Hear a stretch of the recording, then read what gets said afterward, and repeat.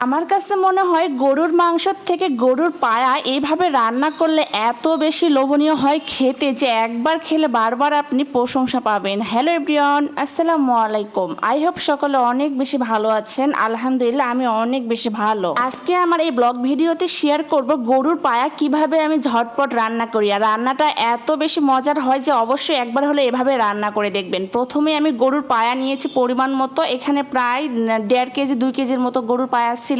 তো আমি আসলে পরিমাণ মতো নিয়েছি, আমার কাছে আরও এক্সট্রা ছিল যার কারণে মাপটা পরিমাণ মতো বলতে পারলাম না।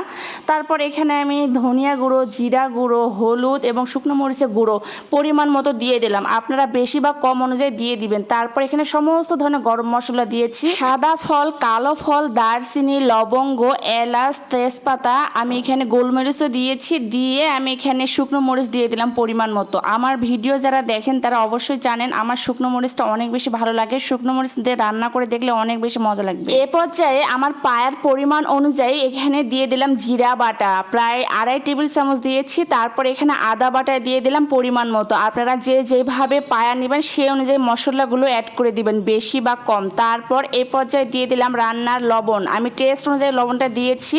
আর লবণ অবশ্যই একটু পরিমাণে কম দিবেন, তাহলে দেখবেন কষানোর সময় লবণ দিয়ে দিবেন, তাহলে একদম পারফেক্টলি রেজাল্ট পাবেন। এই পর্যায়ে আমি পেঁয়াজ দিয়ে দিলাম প্রায় 1 কাপের মতো। আমি পেঁয়াজের পরিমাণটা বেশি দিয়েছি, তাহলে খেতে বেশি ভালো লাগবে। তারপর এখানে আস্ত রসুন দিয়েছি ও থেতো রসুন দিয়েছি, 2 প্রকারের দিয়েছি, তাহলে বেশি ভালো লাগবে খেতে। সব ধরনের ময় মশলা দেওয়ার পর এই পর্যায়ে আমি দিয়ে দিলাম 1 কাপের মতো সর্ষের তেল। আমি যেহেতু সর্ষের তেলে সব কিছু রান্নাবান্না করি, এই রান্নাটা অবশ্যই সর্ষের তেলে রান্না করে দেখবেন, তাহলে খেতে কিন্তু অনেক বেশি ভালো লাগবে। তারপর আমি হাতের সাহায্যে খুব ভালোভাবে মিক্সড করে নেব। পায়া মিক্সড করার সময় অবশ্যই সাবধানে করবেন, কারণ এখানে অনেক হাড়হাড্ডি থাকার কারণে হাতে লেগে রক্ত বের হতে পারে। এই জন্য আপনারা চাইলে এরকম সিলনা দিয়েও করে নিতে পারেন মিক্সড। এই তো আমি ভালোভাবে মিক্সড করে এখানে পরিমাণ মতো পানি দিয়েছি। পানিটা অবশ্যই কম দিবেন, তাহলে দেখবেন প্রেসার কুকারে সিটি দেওয়ার সময় উপর দিক থেকে তেল ও ঝোলটা বের হয়ে আসবে না। অবশ্যই পরিমাণ মতো পানিটা দিয়ে ঢাকনাটা ঢেকে দিয়ে চুলার উপরে বসে দিলাম। এখন ভালোভাবে সিদ্ধ হওয়া পর্যন্ত অপেক্ষা করব। আমি এখানে মোটামুটি 5 থেকে 7টা শীষ দিয়ে নিব, আপনাদের পছন্দ মতো নিয়ে নেবেন। তারপর আমি একটা কড়াইয়ের মধ্যে ঢেলে নিয়েছি।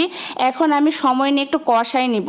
এখানে যে পরিমাণে তেল ছিল সেটা দিয়ে আমি প্রথমে কষাই নিব, তারপর অল্প অল্প করে পানি দিব ও ভালোভাবে কষাই নিব। আমার কাছে মনে হয় একটু সময় নিয়ে যদি আমি পায়াটাকে রান্না করি তাহলে টেস্টটা দ্বিগুণ আসবে। অবশ্যই আপনারা সময় নিয়ে রান্নাটা করবেন, তাহলে খেতে বেশি ভালো লাগবে। আমার ভিডিওটা কে কোন জেলা থেকে দেখতেছেন অবশ্যই কমেন্টে জানাবেন, যাতে আমি নেক্সট ভিডিওতে আপনাদেরকে ধন্যবাদ জানাতে পারি। আমার ভিডিওগুলো যদি ভালো লাগে তাহলে অবশ্যই বেশি বেশি করে শেয়ার করে আমার পেজের পাশেই থাকবেন। তো আজকের মতো সবাই ভালো থাকবেন, সুস্থ থাকবেন, আমার জন্য দোয়া করবেন। আল্লাহ হাফেজ।